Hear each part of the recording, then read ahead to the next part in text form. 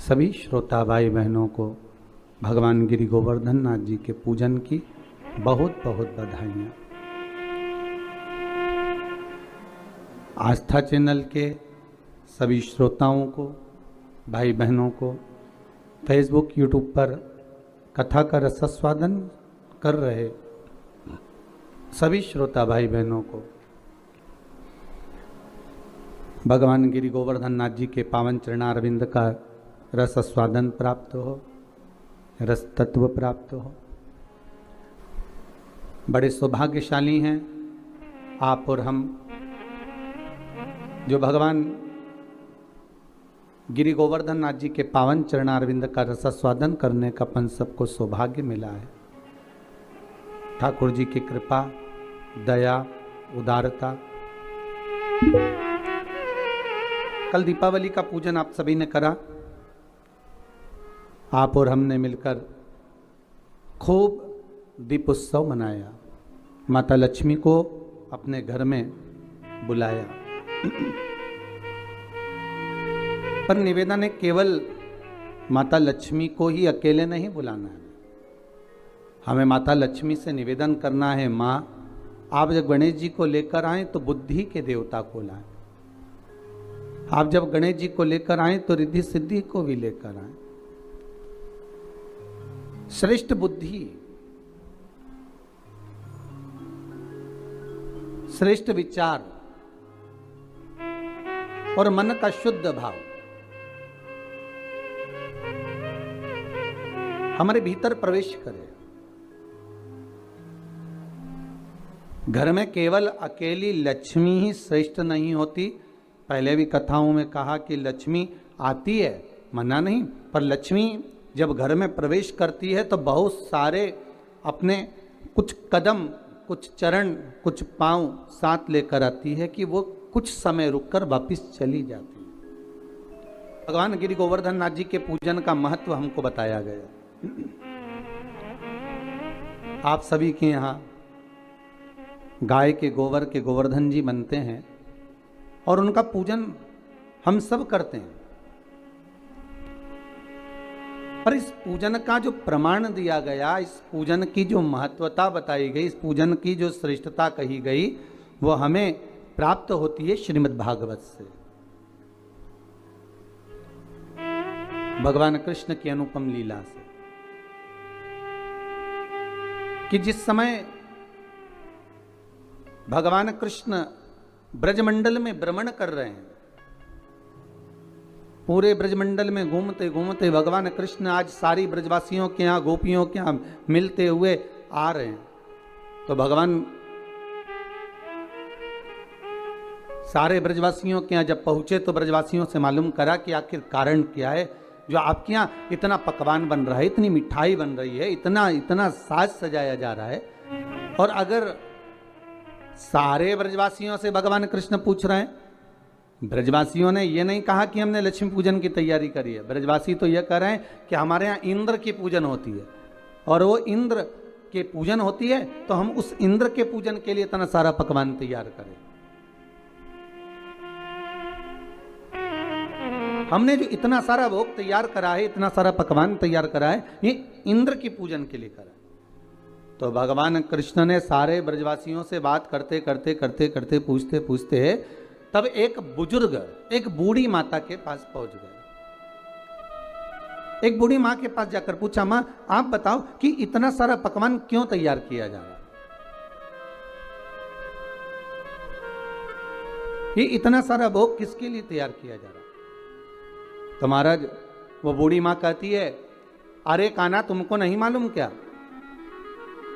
अपने यहाँ दीपावली के इस पावन अवसर पर,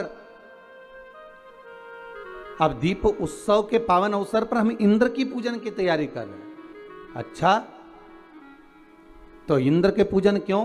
तो कहा वो लक्ष्मी देता है, जल बरसाता है, और जल वृष्टि होती है ना, तो उस जल वृष्टि के बल पर हमें कुछ फसल प्राप्त होती है, चारा प्राप्त होता है जिससे गौएं चरती हैं, और वो गाय जो चरती है ना, उसका जो दूध मिलता है, उस दूध से हम मक्खन बनाकर अपना यापन करते हैं। भगवान कृष्ण कह रहे हैं माता जी, ए बूढ़ी मां, अगर देखा जाए तो गौएं तो गोवर्धन पर्वत पर चलती हैं। गौएं तो गोवर्धन पर्वत पर चढ़ती हैं और वहां की जो दूबा है, घास है, उसी को तो पाती हैं। अरे मां, अगर मान लो गिरी गोवर्धन नाथ नहीं होते, गोवर्धन बाबा नहीं होते, तो तुम्हारी गौओं को भाग कहां से मिलता और वो दूध कहां से देती, वो मक्खन कहां से देती।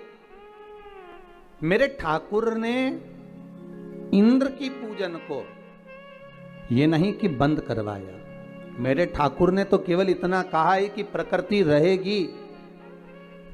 अगर नदी, तालाब, पहाड़, पर्वत ये रहेंगे तो हमारा भी जीवन यापन सही चलता रहेगा।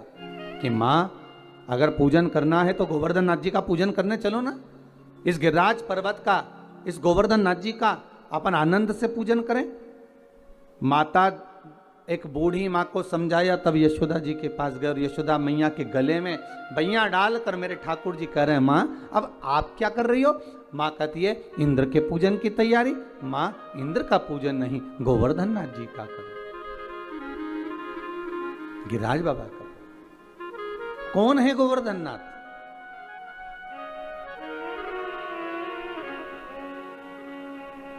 जिस समय पर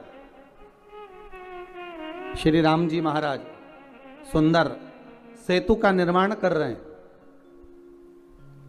नल नील पत्थर को राम नाम लिखकर छोड़ रहे हैं, और जो सेतु बनाया जा रहा है उसमें श्री हनुमान जी महाराज से कहा, जाओ जल्दी जल्दी पत्थर लेकर आते जाओ। हनुमान जी महाराज भी गए।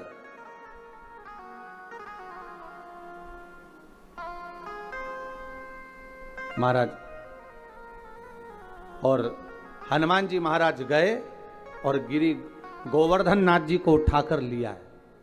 अब पर्वत को लाते लाते लाते लाते उन्होंने कहा, इतना विशाल पर्वत है, एक ही जगह पर रख दूंगा तो बस वहीं से मार्ग बन जाएगा। पर लाते लाते इतने में सूचना मिल गई कि अब तो इस सेतु का निर्माण हो चुका है, अब सेतु का निर्माण हो गया, अब नहीं लाइए, आप उसको रख दीजिए, जहां से लेकर आ रहे हो वहीं पर रख दीजिए, जहां पर हो वहीं रख दो। श्री गोवर्धन नाथ जी को सारे बंदर, जितने भी बानर थे, सारे के सारे जो पर्वत ला रहे थे, हनुमान जी ने जैसे ही गोवर्धन नाथ जी को नीचे रखा, सारे बानरों ने उनके ऊपर शिलाओं को रखना प्रारंभ कर दिया। प्रारंभ करा तो गोवर्धन नाथ जी की आंखों में जल भर गया और जल भर कर श्री हनुमान जी से बोले, हनुमान तुम राम काज के लिए मुझे लेकर जा रहे थे, पर तुमने मुझे बीच मार्ग में रख दिया है। अगर मुझे भगवान नहीं मिले तो हे हनुमान, मैं तुम्हें श्राप दे दूंगा कि तुम्हारी भी सेवा करने वाला बीच मार्ग में रह जाएगा। हनुमान, जिसको मिलाने के लिए लेकर आए हो, कम से कम एक बार उसका दर्शन तो करा देते, एक बार उससे मिला तो देते। हनुमान जी की आंखों में जल भर गया। हनुमान जी महाराज ने राम जी से जाकर कहा, नाथ वो गोवर्धन पर्वत तो मुझे श्राप दे रहा है, गोवर्धन नाथ जी की वो कंदराएं मुझे श्राप दे रही हैं। बाबा राघव जी, हे प्रभु जी, आप बताओ मैं क्या करूं। भगवान राम जी ने कहा, गोवर्धन पर्वत से जाकर कहो तुम चिंता मत करो, अभी त्रेता के अंतर्गत तुम्हें लेकर आ रहे थे, तुम विश्राम करो इसी जतिपुरा में, ब्रजमंडल में। जब भगवान राम का अगला अवतार होगा, कृष्ण अवतार, तब स्वयं भगवान कृष्ण, आप जो प्रतीक्षा कर रहे हो, जो बाट जो रहे हो, जो इंतजार कर रहे हो, भगवान स्वयं राम कृष्ण का अवतार लेकर आएंगे और भगवान कृष्ण बनकर आकर आपकी पूजन करेंगे। देखिए, शिव महापुराण में भी पहले वर्णन किया कि आप अगर इंतजार कर रहे हो, आप भगवान की बाट जो रहे हो, इंतजार कर रहे हो, प्रतीक्षा कर रहे हो, विश्वास रखकर भगवान का भजन कर रहे हो, एक दृढ़ता बनाकर, एक भरोसा रखकर, विश्वास रखकर, दृढ़ता रखकर अगर भगवान की भक्ति में डूबे हो, तो ये पक्का है, आज नहीं तो कल मेरा महादेव, मेरा ठाकुर, मेरा राम, मेरा कृष्ण आपको मिलेगा जरूर, प्राप्त जरूर होगा। भगवान गोवर्धन नाथ जी के चरणों में माता यशोदा को लेकर, ब्रजवासियों को लेकर भगवान कृष्ण पहुंच गए और गिरिराज बाबा की पूजन करने के लिए बैठ गए। अब ध्यान दीजिएगा महाराज, यहां पर भगवान कृष्ण गोवर्धन नाथ जी के सामने सारी सामग्री लेकर जो जो बनाकर लाए थे सब रख दिया और सब रखकर हाथ जोड़कर बैठ गए। अब भगवान सारे ब्रजवासी आपस में बात कर रहे, इस पत्थर में से कोई देवता निकलेगा, पर्वत में से कोई देवता निकलेगा। अब देवता कैसे निकले? सारे ब्रजवासी बात करने लगे, ये नंद बाबा को छोरा ने तो पूजन करा दी, पर इसमें से कोई देवता निकलेगा ही नहीं। इंद्र होते तो अभी तक खाकर चले जाते, भोजन कर कर चले जाते। जब भगवान प्रकट ही नहीं हो रहे, भगवान कृष्ण ने हाथ जोड़ा, हे गोवर्धन बाबा बड़ी कृपा करिए दयालु दाता, आइए प्रकट होइए, ब्रजवासी आपके लिए इतना सामग्री बनाकर लाए हैं, आप पाइए। भगवान कृष्ण का तो कहना ही था, भगवान कृष्ण का ही एक अंश अवतार गोवर्धन पर्वत में से प्रकट हो गए गिरिराज बाबा। हजारों हाथ कर लिए, भोजन करना प्रारंभ करा। जैसे ही भोजन करना प्रारंभ करा, सारे पात्र खाली होने लगे, ब्रजवासी आपस में बात करने लगे। हे भगवान बड़ा गजब हो गया, इंद्र था तो भोजन करने के बाद थोड़ा छोड़कर भी जाता था, ये तो पूरे की पूरे बर्तन की बर्तन निपटा दे रहा है, ये तो सब खाए जा रहा है, सारा पाए जा रहा है। भगवान कृष्ण ने सब ना तो भगवान हाथ जोड़कर बोले, हे गोवर्धन नाथ दादा कृपा करिए बाबा, इन ब्रजवासियों के लिए थोड़ा सा प्रसाद छोड़ दीजिए।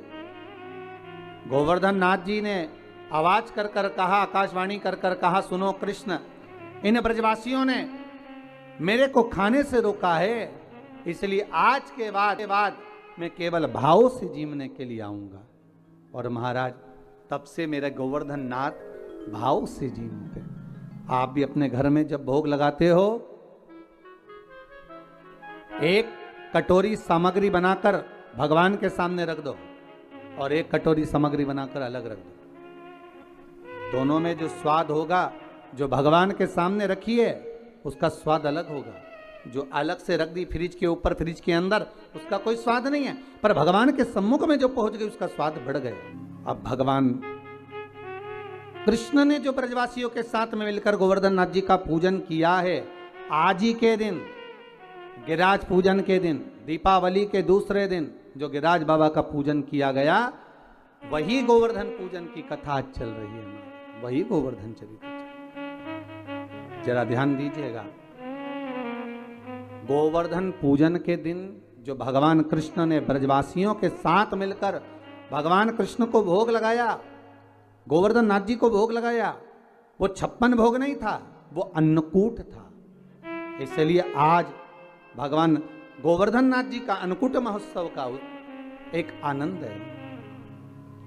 3 भोग होते हैं, अन्नकूट, 56 भोग और कुनवाड़ा। महाराज दीपावली के दूसरे दिन जो आप भगवान को भोग लगा रहे हो, ये अन्नकूट है। 56 भोग कब लगे? जब भगवान कृष्ण ने गोवर्धन पर्वत को अपनी उंगली पर लिया, 7 दिवस तक जलवृष्टि हुई। 7 दिवस भगवान पर्वत को अपने उंगली पर धारण कर कर रखे। एक दिन में मेरे श्री जी बाबा को, मेरे ठाकुर को, मेरे कन्हैया को, मेरे कृष्ण को एक दिन में 8 बार भोजन आता है। 7 दिन तक भगवान जब तक गोवर्धन पर्वत को अपनी उंगली पर धारण करके रखे, तब तक भगवान ने कुछ नहीं पाया। और जब 7वां दिन पूर्ण हुआ तो एक दिन में 8 बार भोग लगता था, इसलिए 7 दिन का 8 बार का भोज इकट्ठा करके भगवान के सामने रखा, तो सतवटु 56, ऐसे भगवान के सामने 56 भोग आया। तो आज जो भोग लग रहा है वो अन्नकूट है, वो अन्नकूट है महाराज। तो महाराज जो दीपावली के दूसरे दिन लगा वो अन्नकूट है। पर्वत उठाने के बाद 7 दिन का जो भोज इकट्ठा हुआ वो लगाया, वो 56 भोग है।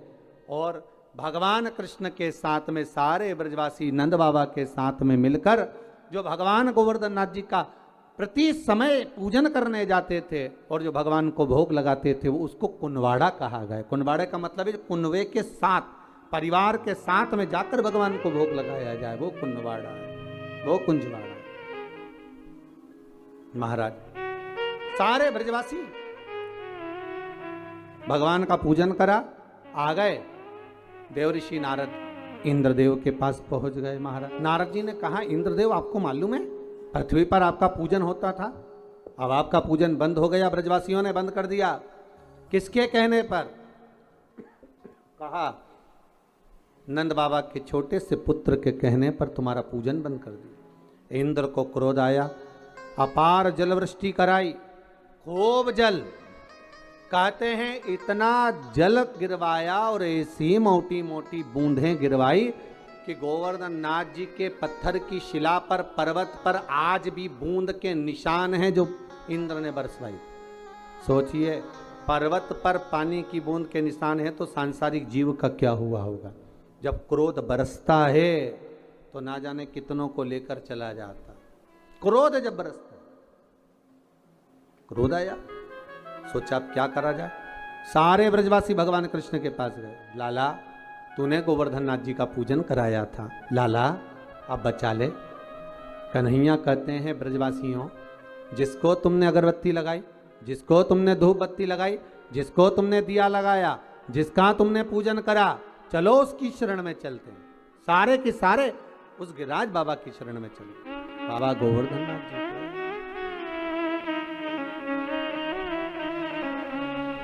सारे के सारे गिरिराज बाबा की शरण में चले।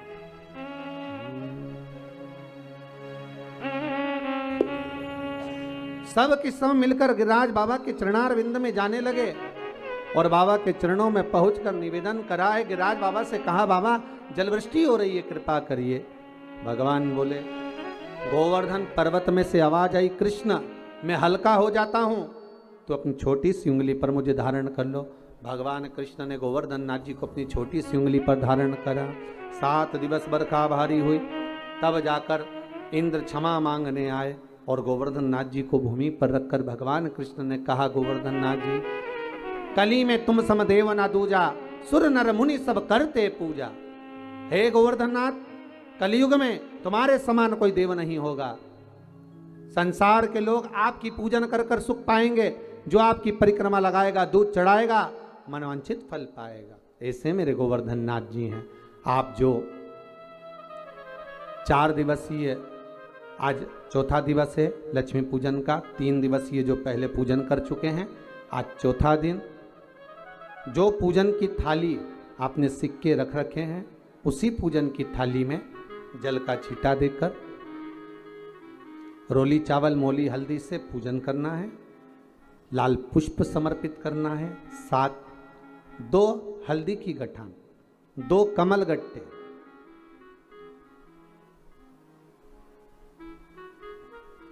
2 तरह का मीठा हो तो वो महाराज आप समर्पित करें। 2 अमरबेल के टुकड़े उस थाली में समर्पित करें और निवेदन करें माता लक्ष्मी से। 5 घी के दिए जलाएं, दीप प्रकट करें और माता लक्ष्मी की पूजन अर्चना कर कर भोग लगाकर माँ से निवेदन करें, माँ हम 5 दिवसीय आपकी आराधना कर रहे हैं जो दीप महोत्सव के रूप में। कृपा करो माँ, हमारे घर में धन वैभव लक्ष्मी का भंडार भरो माँ।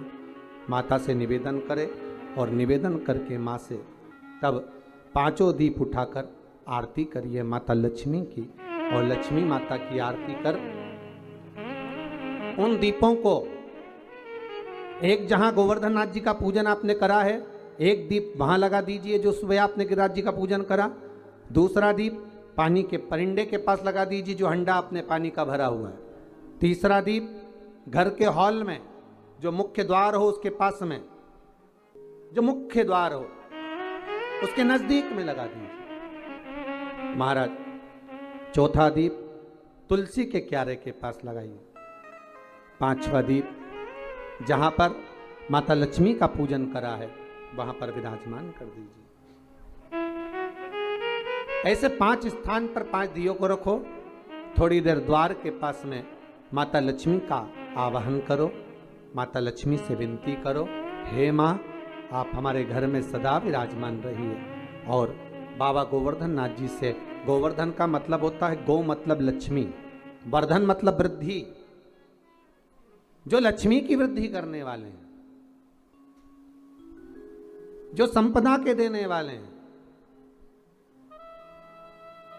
लक्ष्मी को प्रदान करने वाले हैं, ऐसे गोवर्धन नाथ बाबा आप हमारे घर में संपदा की वृद्धि करिए, लक्ष्मी की वृद्धि करिए। बाबा से निवेदन करो।